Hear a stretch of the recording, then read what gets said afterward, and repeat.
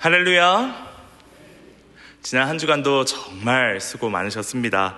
오늘도 환한 미소와 따뜻한 눈빛으로 앞뒤 좌우 옆 사람에게 이렇게 인사하시겠습니다.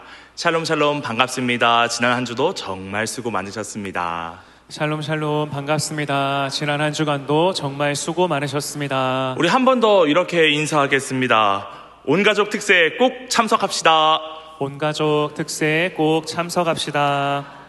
이제 여름 휴가를 끝내고 돌아오신 분들도 계실 텐데요. 휴가는 끝났지만 오늘 영적 주휴일입니다. 예수님 안에서 진정한 쉼을 누리시기를 바라고요.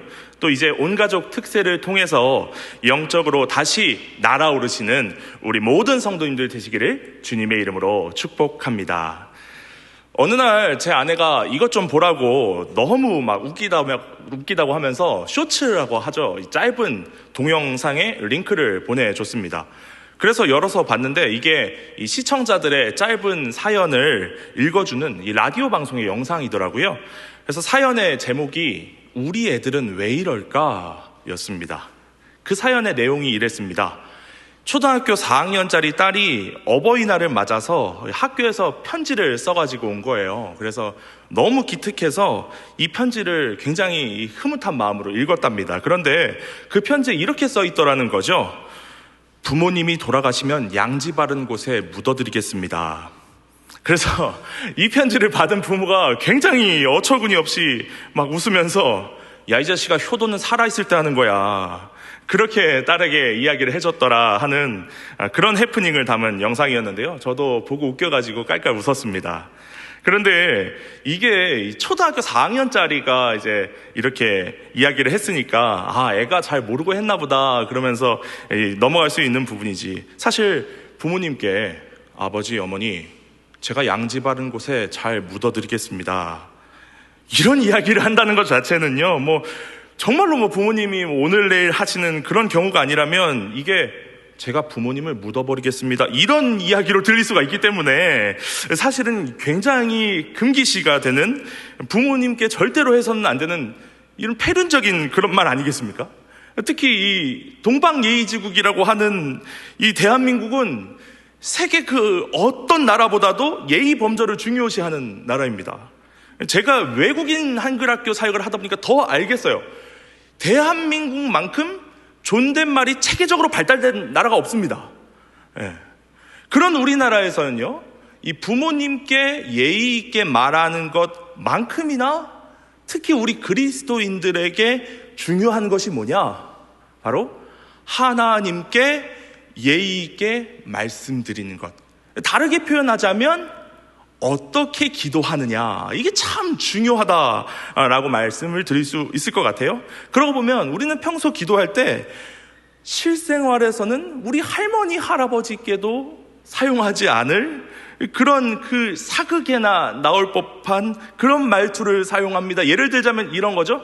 주여 은혜를 주시옵소서, 이런 말투, 그 경어체 말이죠. 그리고 또 그 내용에 있어서도 굉장히 조심스럽습니다. 우리는 주일학교 때부터 철저하게 교육받습니다. 우리는 감히 하나님을 원망해서는 안 된다. 늘 감사해야 한다. 특별히 욥에 대해서 배울 때요, 욥은 고난 중에도 하나님을 원망하지 않았다. 늘 하나님을 찬양하고 감사했던 의인이었다. 그렇게 배우면서요, 아무리 우리가 어려운 상황 가운데 있어도 하나님께 불평하는 것, 하나님께 원망하는 것 절대로 그래서는 안 된다. 그렇게 우리가 대부분 인식하고 있을 것입니다. 그런 관점에서 볼 때요, 오늘 우리가 함께 읽은 이 시편 44편의 말씀 너무나도 충격적입니다. 그리고 너무나도 발칙합니다. 이런 기도가 감히 성경에 기록될 수 있었을까 싶었을 정도로 이 시편의 내용은 너무나도 하나님께 무례합니다. 이 시편은 고라 자손에 의해서 기록된 것인데요, 내용을 살펴보시면 이방 민족에 의해서 이제 침략을 당하게 된 이스라엘 민족이 자신들의 고통을 호소함과 동시에 하나님의 구원을 간구하는 그런 내용을 담고 있습니다.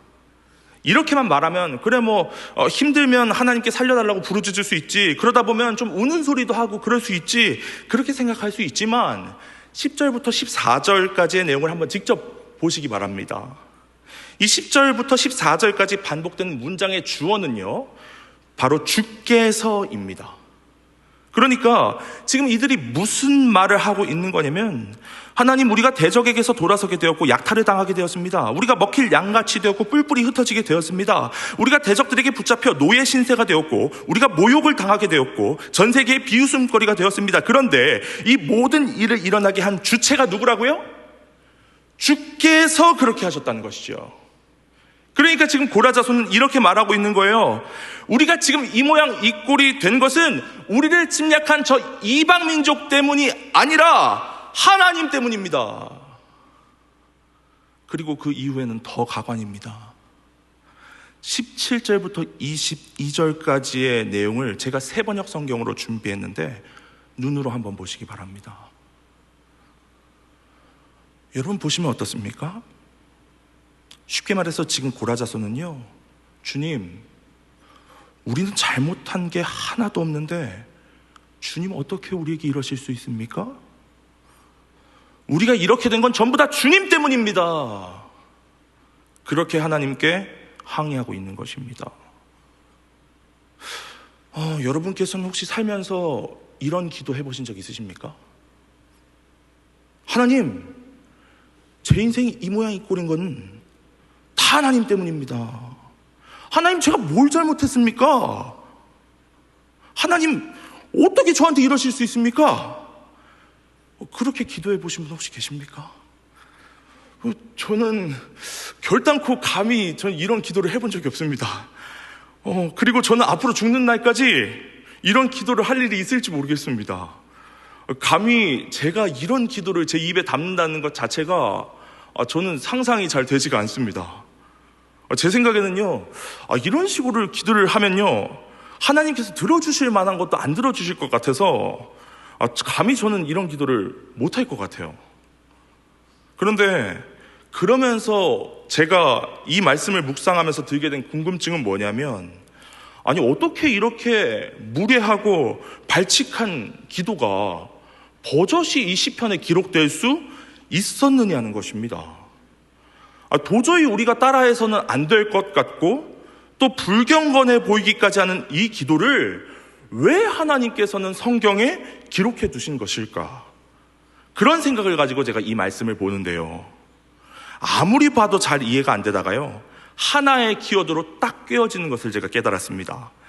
그 키워드가 뭐냐면 바로 관계성입니다. 함께 따라해 볼까요? 관계성.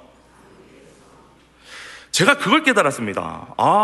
이 시편 44편은 하나님과 고라 자손 사이에 그 어떤 것도 흔들지 못하는 이 관계성을 보여준 말씀이구나.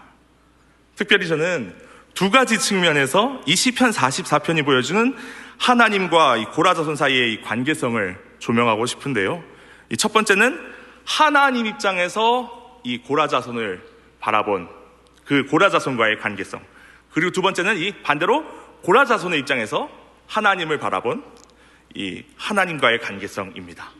그중 첫 번째입니다. 하나님의 입장에서 바라본 고라 자손과의 관계성. 함께 읽습니다. 너는 내 아들이라. 보통 역사적으로요, 한 나라를 다스리는 왕들은 자신에 대한 불명예스러운 기록이 남겨지는 것을 굉장히 싫어합니다.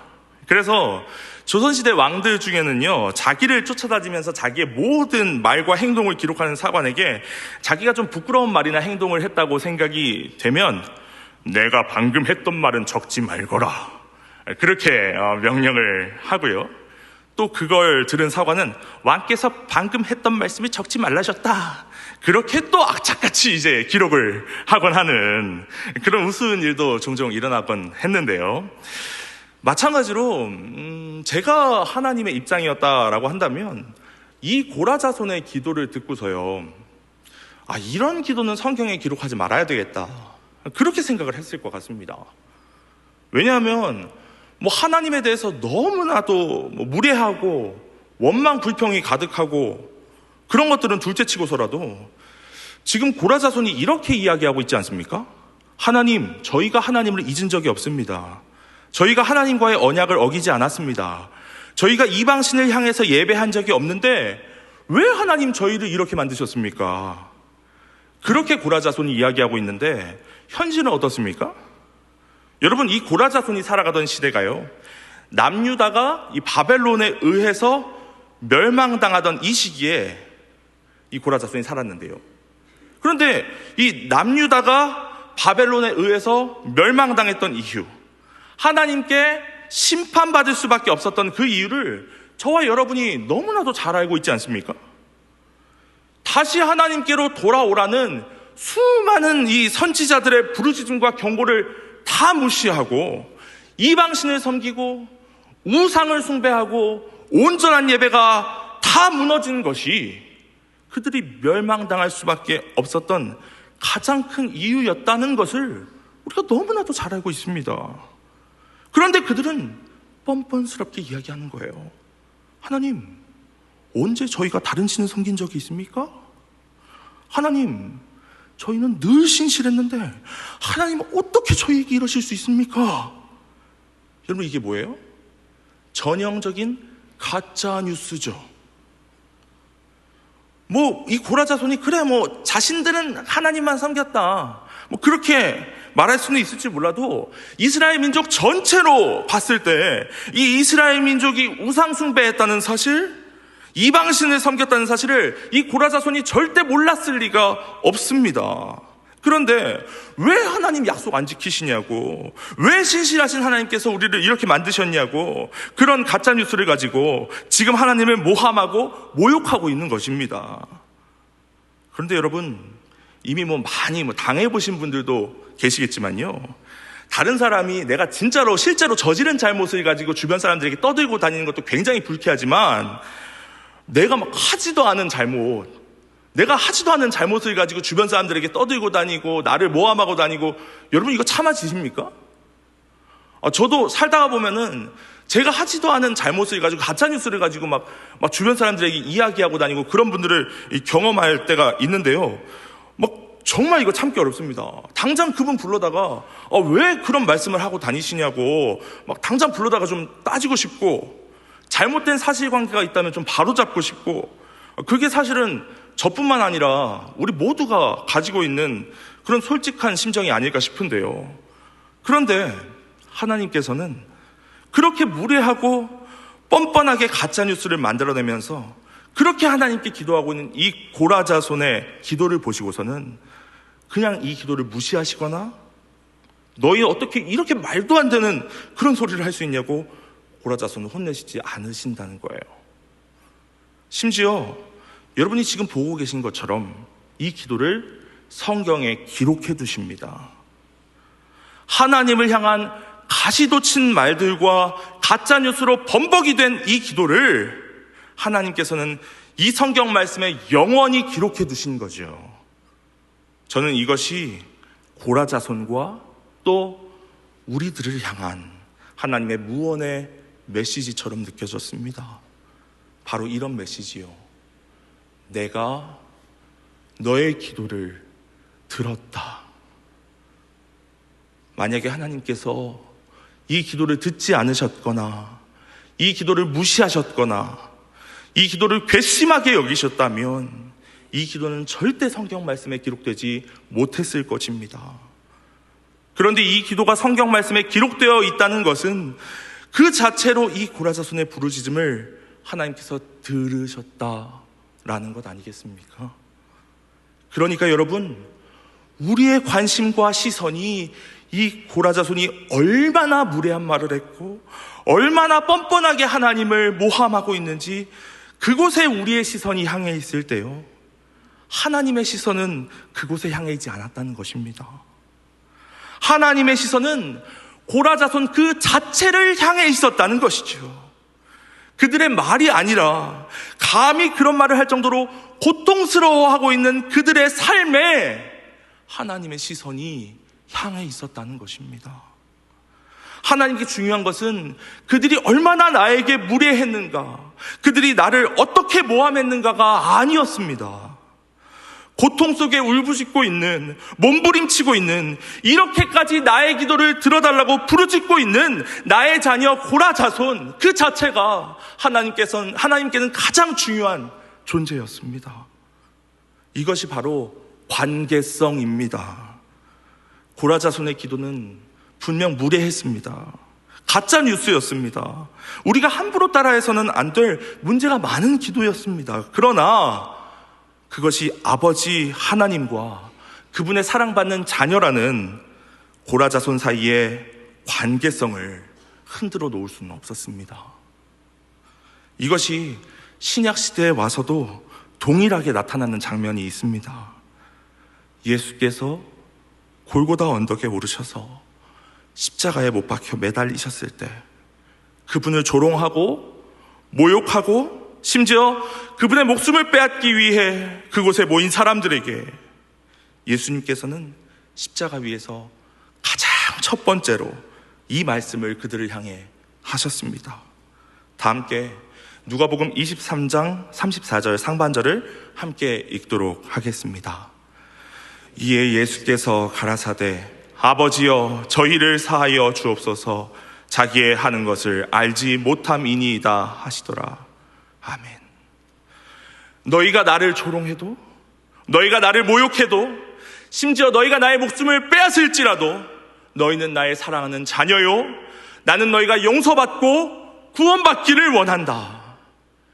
이것이 바로 그 어떤 것으로도 끊을 수 없는 우리를 향한 하나님의 사랑, 그 어떤 것으로도 끊을 수 없는 우리와 하나님 사이의 관계성입니다. 사랑하는 여러분, 하나님은 절대 우리를 포기하지 않으십니다. 내가 확신하노니 사망이나 생명이나 천사들이나 권세자들이나 현재일이나 장래일이나 능력이나 높음이나 깊음이나 다른 아무 피조물이라도 우리를 우리 주 그리스도 예수 안에 있는 하나님의 사랑에서 끊을 수 없으리라. 세상의 그 어떤 것도 우리를 그리스도 예수 안에 있는 하나님의 사랑에서 끊을 수 없음을 믿으시기 바랍니다. 이제 두 번째입니다. 고라 자손의 입장에서 바라본 하나님과의 관계성 함께 읽습니다. 하나님은 영원히 우리 하나님이십니다.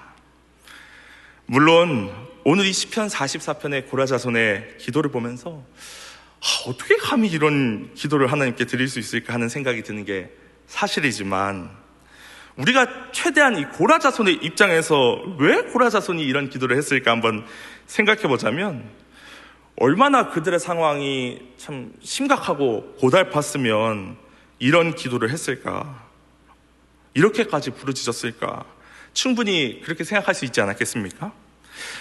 솔직히 말씀드리자면 사실 우리가 아무리 동방예의지국이라지만 하나님에 대한 경외함만큼은 우리는 절대 유대인들을 따라가지 못하리라 저는 확신합니다. 잘 아시겠지만 유대인들은 하나님의 이름을 절대 있는 그대로 여호와라고 부르지 않았습니다. 그 대신에 아도나이라고 발음했다는 사실을 아마 잘 알고 계실 것입니다. 뿐만 아니라 고대 서기관들은 성경을 필사하다가 이 하나님의 이름을 필사해야 될 그때가 오면요, 필사하다 말고 목욕을 다시 하고 와서 하나님의 이름을 필사하고, 그렇게 필사할 때마다 하나님의 이름이 나올 때마다 목욕을 다시 하고 와서 필사를 할 정도로 이렇게 하나님을 경외했다라는 사실을 들어보신 일이 있을 것입니다. 그 정도로 하나님에 대해 정말 철저하게 예의를 지키고 하나님을 경외함에 있어서 둘째가라면 서러운 유대인들, 그 중에서도 주로 성전에서 성전 문지기로 성가대로 헌신하면서 살았던 이 고라 자손이 이렇게까지 하나님께 무례한 언사를 내뱉을 지경이라면 그들이 당했던 고난이 얼마나 끔찍한 것이었을지, 그리고 얼마나 오랜 기간 그들이 그 고통 가운데 시달렸을지 우리가 충분히 생각해 볼 수 있지 않겠습니까? 그러고 보면 사실 저도 이 교역자로서 교회에서 사역을 하다 보면요, 이 고라 자손과 같은, 아니 어쩌면 고라 자손보다도 더 심각하고 답이 없는 고난과 문제들을 맞닥뜨리는 분들을 종종 보게 되는 경우가 있습니다. 어떤 청년은요, 22살에 집에 불이 나서 자신을 제외한 모든 가족들이 소천했습니다. 그 청년은요, 결국 하나님이 살아계시다면 어떻게 나한테 이렇게 할 수 있냐며 교회를 떠나버렸습니다.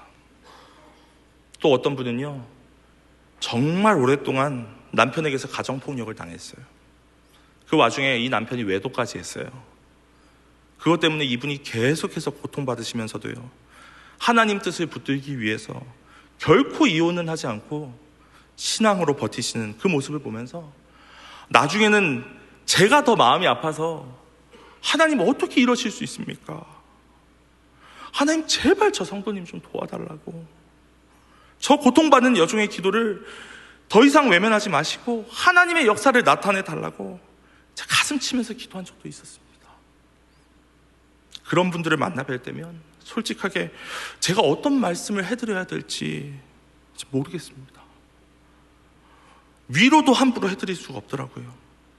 고난도 어느 정도 것이어야지 그 안에 담긴 하나님의 뜻이 있을 것입니다, 이렇게 말씀을 드릴 수가 있지, 이게 너무 심각하거나 아니면 이게 너무 오랫동안 이어진 고난이라고 한다면 제가 거기에 대해서 뭐라고 함부로 말씀을 드리는 것도 예의가 아닐 뿐더러, 또 그런 말씀을 드렸다가 이분이 오히려 더 하나님께 실망을 하시고 반감을 갖게 되실까봐 어떤 말씀을 드려야 할지 참 조심스러워질 수밖에 없더라고요.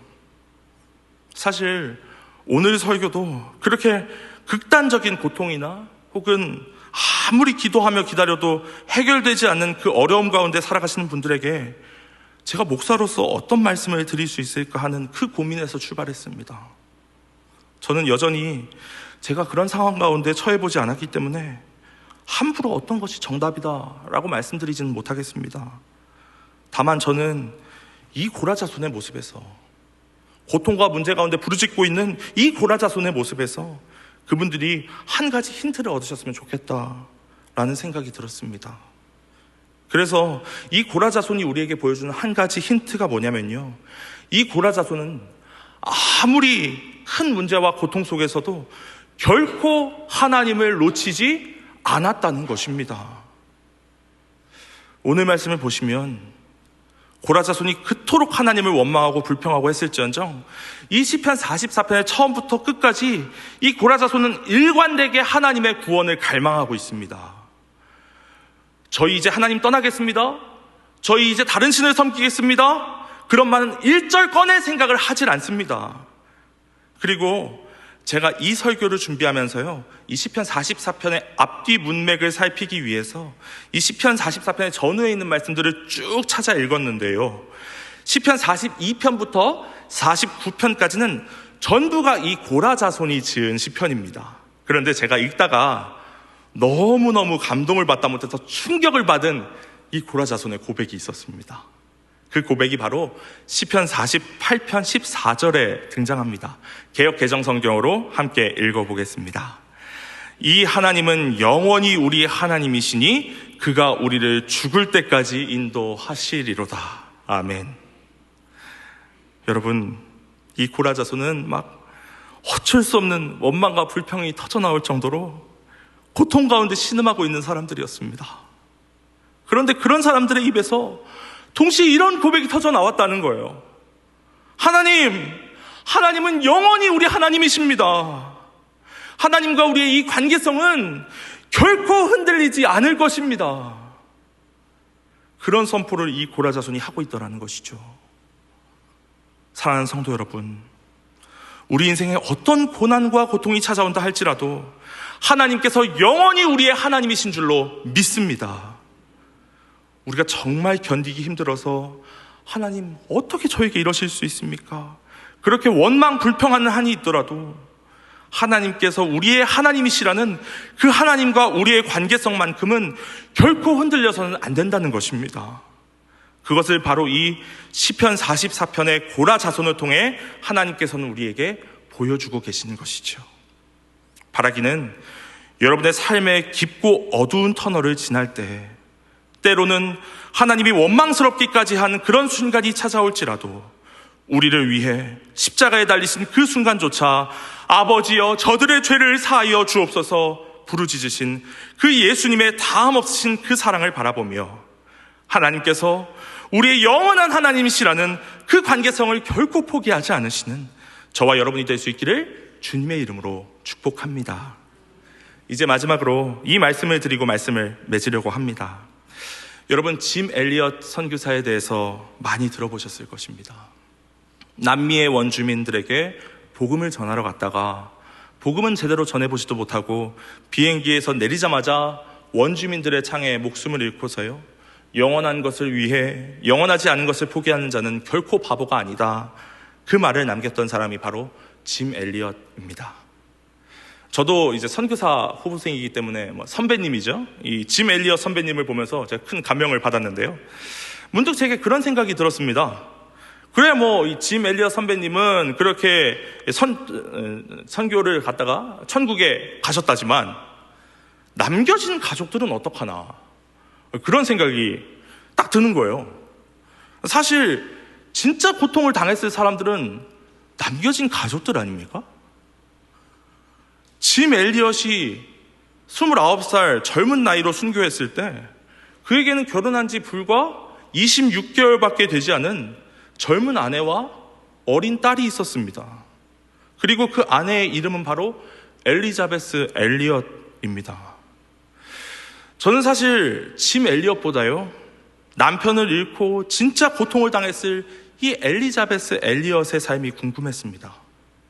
그런데 여러분, 이 엘리자베스 엘리엇이 정말 대단한 게요, 남편이 죽은 지 2년 만에 고작 4, 5살밖에 되지 않았을 그 어린 딸의 손을 붙잡고 자신의 남편을 죽였던 그 남미의 와오라니족에게 다시 선교를 하러 가기로 결단하고 그 부족을 찾아갑니다. 말도 안 되는 결단입니다. 내 남편을 죽인 사람들, 그 쳐다보기도 싫은 사람들에게 복음을 전하러 가는데요, 심지어 그 열악하고 위험한 지역에 자신의 어린 딸과 같이 들어가서 선교를 하는 거예요. 제가 딸을 키워보니까 알겠어요. 이거는 제정신으로 할 수 있는 일이 아닙니다. 그런데 그 결단과 헌신에서 놀라운 열매가 나타납니다. 이 엘리자베스 엘리엇이 자신의 남편을 죽였던 그 와우라니족을 위해서 2년이 넘는 시간 동안 그곳에서 먹고 자며 사역을 하는 동안에 그 사랑의 감동을 받은 이 와우라니족이 결국 복음을 받아들이고 예수를 믿는 사람들로 변화된 것입니다. 엘리자베스 엘리엇이 그렇게 기적처럼 놀라운 선교 사역을 완수한 후에 거기서 멈추지 않습니다. 10년이 넘는 세월 동안 이 남편 짐 엘리엇의 이야기, 그리고 이 와우라니족이 예수님을 믿고 변화된 이야기를 책으로 써내고요, 또 전 세계를 돌면서 쉴 새 없이 그 내용을 간증하는 사역들을 감당합니다. 그리고 그렇게 오랜 시간 사역을 감당하고 나서 남편이 죽은 지 16년 만에 이 엘리자베스 엘리엇이 다시 재혼을 하게 됩니다. 그렇게 재혼을 하게 되었을 때 이 엘리자베스 엘리엇이 마음속에 기대했던 것이 무엇이었을까요? 하나님, 저 정말 열심히 살았거든요. 저 정말 열심히 사역했거든요. 저 이제 좀 쉬고 싶어요. 저 이제 좀 정착하고 싶어요. 그런 마음이 있지 않았을까요? 그런데 청천벽력과 같은 소식이 찾아옵니다. 재혼을 하자마자 이 재혼한 남편이 암에 걸리고 만 것입니다. 그래서 이 엘리자베스 엘리엇은 이 재혼한 남편과도요, 결혼하자마자 3년 동안 내내 병수발만 들다가 그렇게 두 번째 남편도 천국으로 떠나보내야만 했습니다. 여러분, 너무나도 기구한 인생 아닙니까? 첫 번째 남편을 어처구니 없이 잃어버리고 오랜 시간을 하나님 앞에 목숨 바쳐 사역했습니다. 그제서야 하나님, 저 진짜 힘들었거든요. 하나님, 저 이제는 좀 쉬면 안 될까요? 그런 마음을 품으려는 찰나에 하나님은 그것조차 허락하지 않으시는 것입니다. 그런 하나님을 바라보며 이 엘리자베스 엘리엇이 얼마나 원망스러웠을까요? 얼마나 고통스러웠을까요? 그런데 엘리자베스 엘리엇이 자신이 겪었던 그 고통에 대해서 고통은 헛되지 않아요 라는 책을 통해 이렇게 이야기합니다. 우리 함께 읽겠습니다. 나는 암에 대해 하나님께 감사해 본 적이 없다. 인디언들이 내 남편을 살해한 일에 대해 하나님께 감사해 본 적이 없다. 암이나 살인자에 대해 하나님께 감사해야 한다고는 생각하지 않는다. 하지만 그런 고통스러운 순간에도 온 세상이 여전히 하나님의 장중에 있다는 사실에 대해서는 하나님께 감사해야 한다. 쉽게 말해서 이런 이야기 아닙니까? 솔직히 제 남편이 살해당한 일에 대해서 저는 감사할 수 없었습니다. 또 재혼한 남편이 암에 걸려 죽게 된 것에 대해서도 저는 하나님께 차마 감사할 수 없었습니다. 그러나 그럼에도 불구하고 하나님께서 온 세상을 다스리시는 하나님이시라는 사실, 즉 하나님께서 내 하나님이시라는 그 사실에 저는 감사합니다. 엘리자베스 엘리엇이 그럼에도 불구하고 하나님은 내 하나님이시라는 그 하나님과의 관계성을 굳게 붙드는 고백과 선포를 지금 하고 있는 것이죠. 내가 아무리 기구한 인생을 살았을지언정 하나님은 나의 하나님이시라는 것입니다. 그 어떤 고통과 시련도 하나님께서 나의 하나님이시라는 그 관계성을 흔들 수는 없다는 것이죠. 사랑하는 여러분, 저는 이 고백이 저와 여러분의 고백이 되기를 소망합니다. 하나님은 영원히 우리 하나님이시라 고백할 수 있는 저와 여러분이 되기를 소망합니다. 예수께서 일평생 사람들에 의해 멸시받고 조롱당하고 심지어 십자가에 못 박혀 목숨을 빼앗길 그 상황 가운데 처했을 때에도 아버지여 저들의 죄를 사하여 주옵소서. 그래도 넌 내 아들이야. 그래도 넌 사랑하는 나의 자녀야. 말씀하셨던 것처럼 비록 고난 가운데 있을지라도 그래도 하나님은 영원히 나의 아버지이십니다. 고백할 수 있는 저와 여러분 되시기를 예수님의 이름으로 축복합니다. 이 시간 기도 제목을 함께 읽고 통성으로 기도하시겠습니다. 사랑의 하나님, 원망과 불평이 터져나올 만큼 고통스러운 현실 속에서도 우리를 끝까지 붙드시는 주님의 신실하심을 믿고 감사드립니다. 하나님, 때로는 우리의 삶이 이해되지 않고 하나님께 항변하고 싶은 순간이 찾아올지라도 하나님과 우리 사이의 관계성은 결코 끊어지지 않음을 믿게 하옵소서. 십자가 위에서도 우리를 용서하신 주님의 사랑을 바라보게 하시고 하나님은 영원히 나의 하나님이십니다 고백하는 믿음을 잃지 않게 하옵소서. 그 믿음으로 오늘도 고난을 견디고 주님께 더 가까이 나아가게 하옵소서. 함께 통성으로 기도하시겠습니다. 아버지 하나님, 하나님 우리의 삶 가운데 때로는 원망과 불평이 터져나올 정도로 힘든 고난의 순간들이 찾아옵니다. 그러나 아버지 하나님, 하나님께서 그 어떤 순간에도 우리를 용서하시고 우리를 자녀 삼아주시고 우리를 사랑하여 주신 것처럼 우리도 하나님을 우리의 아버지로 모시고 섬기기를 원합니다. 그 관계성이 영원히 끊어지지 않도록 우리를 붙들어 주시고 사랑으로 감싸 주옵소서. 아버지 하나님, 우리가 기도할 때 늘 우리에게 응답하여 주시고 우리의 신실한 하나님으로 아버지 우리 가운데 늘 함께 거하여 주옵소서. 하나님을 바라봅니다. 하나님을 우리의 아버지로 모십니다. 날마다 그렇게 고백하며 하나님을 모시고 살아갈 수 있는 우리 모든 대형의 가족들 될 수 있도록 역사하여 주시고 늘 우리와 함께하여 주시옵소서. 그런데 역사하여 주시옵소서. 사랑과 은혜가 충만하신 하나님 아버지, 오늘 시편 44편의 말씀을 통해 원망과 불평이 터져나올 만큼 고통스러운 현실 속에서도 우리를 끝까지 붙드시는 주님의 신실하심을 보게 하시니 감사합니다. 고라 자손이 눈물로 항변하며 부르짖을지라도 하나님과의 관계성을 놓지 않았던 것처럼 우리도 어떤 상황 속에서도 하나님을 영원히 나의 하나님이라 고백하게 하옵소서. 주님, 우리의 삶에도 이해되지 않는 고난이 찾아올 때가 있습니다. 기도의 응답이 더딜 때, 억울한 상황과 깊은 상실 앞에서 낙심할 때가 있습니다. 그럴지라도 십자가 위에서 아버지여 저들의 죄를 사하여 주옵소서 말씀하신 예수님의 사랑을 바라보게 하시고 그 사랑으로 흔들리지 않는 믿음을 붙들게 하옵소서. 주님, 이 자리에 있는 모든 성도들의 가정과 일터, 그리고 마음의 깊은 골짜기 속에도 함께 하셔서 고통 속에서조차 하나님을 신뢰하며 끝까지 믿음의 길을 걸어가게 하옵소서. 우리의 모든 눈물과 기도를 들으시는 예수 그리스도의 이름으로 기도드립니다. 아멘.